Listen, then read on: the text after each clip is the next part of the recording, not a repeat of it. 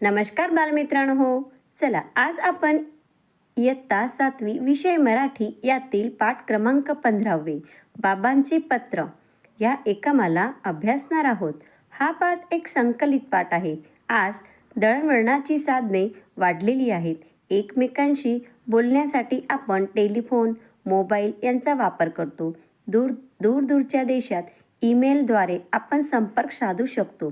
तरीही पत्राचे महत्त्वही कमी नसते. पत्रातून आपण आपल्या भावना सहजपणे मोकळेपणे सांगू शकतो.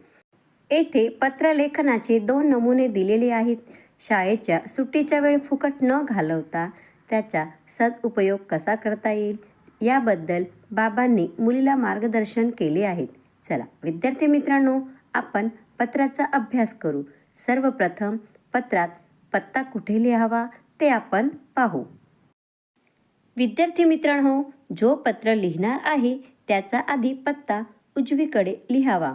जसे की विजय शिंदे, 107 आनंद पार्क सोसायटी, वेड रोड, सुरत, पिनकोड नंबर 395004, दिनांक 9/4/2024. विद्यार्थी मित्रांनो, हा बाबांचा पत्ता आहे. याप्रमाणे आपण ज्याला पत्र लिहिणार आहोत तर आपण स्वतः लिहिणार असणार तर आपला पत्ता या बाजूला लिहावा. चला आता पत्रात पहिले संबोधन. प्रिय सुनीता, शुभ आशीर्वाद. तुम्ही सर्व मैत्रिणी आनंदात असाल. तुम्ही परीक्षेत पूर्ण होताच तू येथे येणार आहेस. या आनंदामुळे माझाही उत्साह वाढतो आहे. तुझी उन्हाळ्याची सुट्टी मजेत जावी यासाठी मी काही गोष्टी ठरविल्या आहेत. तू मागे विचारले होतेस की बाबा, मी 5वी पास झाल्यावर मला सायकल घेऊन देणार का? तर तुझी इच्छा मी पूर्ण केली आहेस. तू येथे आलीस की नवी सायकल मिळेल. सुट्टीत नवी सायकल चालविण्याचा सराव कर आणि आपल्या छोटूलाही शिकव. सायकल चालविणे हा एक चांगलाच व्यायाम आहे, हे तुला माहीत आहेच. अजून एक गोष्ट सांगावीशी वाटते. सगळी सुट्टी तू मौज मजा करीत घालवू नकोस. सुट्टीच्या दिवसात उत्तम पुस्तके वाचण्याचा छंद लावून घ्यायचा असतो. ग्रंथ हेच गुरु हे वचन तू शाळेत ऐकले असशीलच. आपल्या आयुष्यात चांगल्या पुस्तकांची नेहमी मदत होते. यासाठी मी ग्रंथालयातून तुझ्यासाठी पुस्तकांचा मोठा संग्रह घरी घेऊन ठेवला आहे. ती पुस्तके तुला नक्कीच आवडतील. तू वाच आणि तुझ्या मैत्रिणींनाही त्यांच्यातील गोष्ट सांग. एक महत्त्वाची गोष्ट सांगावीशी ती म्हणजे टेक्नॉलॉजी ही आजच्या युगाची गरज असल्यामुळे तू त्याचे ज्ञान मिळवित राहा. टेक्नॉलॉजीच्या रोजच्या जीवनात खूप फायदे आहेत.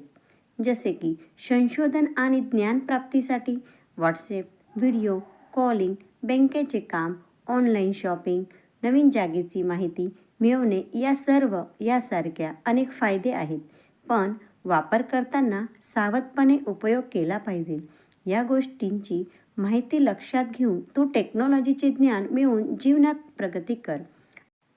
आमच्या सगळ्यांच्या बरोबर ही पुस्तके तुझी वाट पाहत आहेत. येथे आजी आजोबा, काका काकू, छोटू खुशाल आहेत. तुम्ही सर्व परीक्षेच्या तयारीला लागले असाल.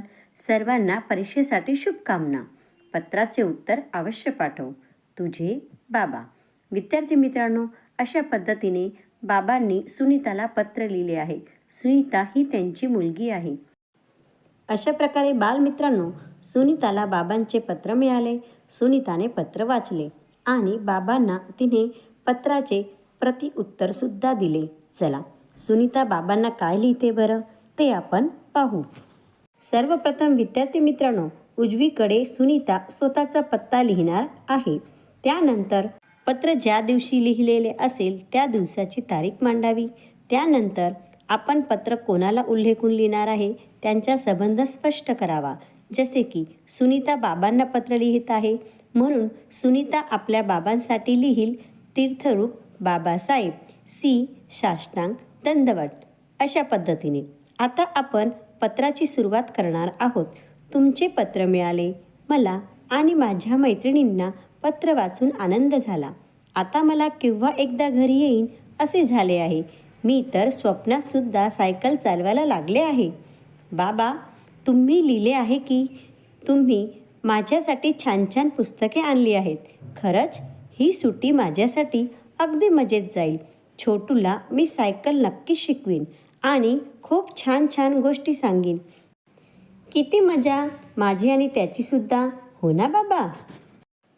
बाबा, तुम्ही सांगितल्याप्रमाणे मी आजच्या युगात टेक्नॉलॉजीचे महत्त्व समजूनच माहिती मिळविली आहे. म्हणून मी तुम्हाला ईमेल केला आहे.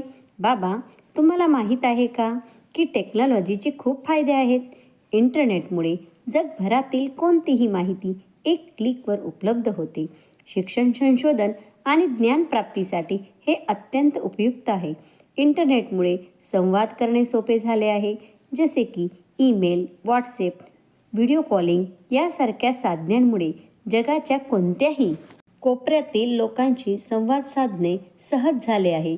यामुळे आर्थिक आणि औद्योगिक प्रगती सोपी झाली आहे. तंत्रज्ञानाने व्यवसाय आणि उद्योगांची कार्यक्षमता वाढविली आहे. टेक्नॉलॉजीमुळे वैद्यकीय सुधारणा झाल्या आहेत.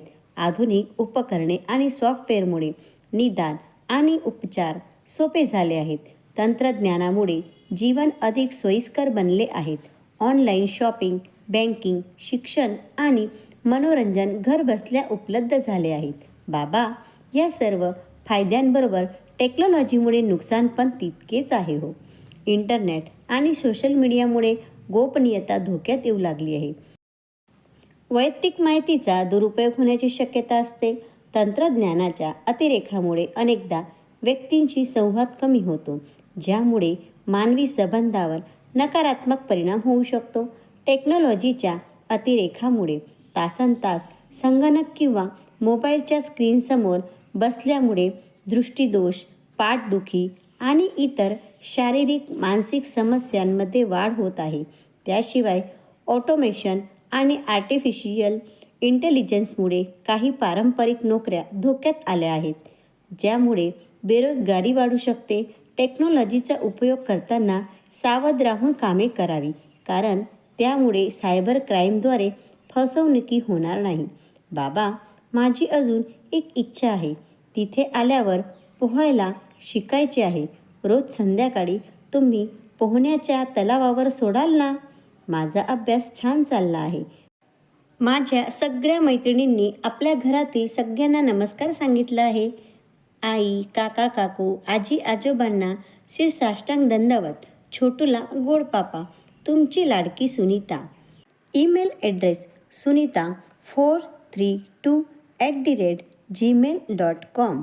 याप्रमाणे विद्यार्थी मित्रांनो, सुनीताने ईमेलद्वारे पत्राचे प्रतिउत्तर दिलेले आहेत. याप्रमाणे सुनीताने आधुनिक युगातील पत्रव्यवहाराचा सराव कसा असतो, कसा करावा ते आपल्या बाबांना तिने समजविले आहेत.